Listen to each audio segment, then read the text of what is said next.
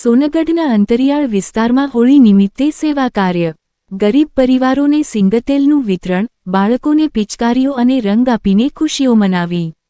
તાપી જિલ્લાના સોનગઢ તાલુકાના અંતરિયાળ વિસ્તારોમાં હોળી પર્વ નિમિત્તે માનવતાભર્યું સેવા કાર્ય કરવામાં આવ્યું હતું.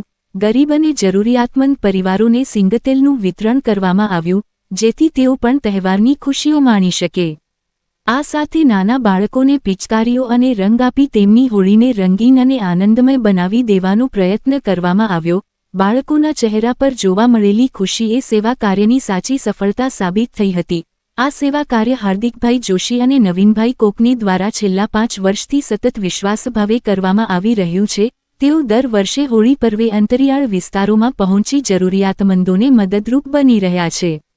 સ્થાનિક લોકોએ તેમના આ કાર્યની પ્રશંસા કરી અને આવું જ સેવા કાર્ય સતત ચાલુ રહે તેવી શુભેચ્છા વ્યક્ત કરી હતી. આ સેવા ગરીબ પરિવારો માટે માત્ર સહાય નહીં પરંતુ સમાજ માટે એક પ્રેરણાદાયી સંદેશ સમાન બની રહી છે.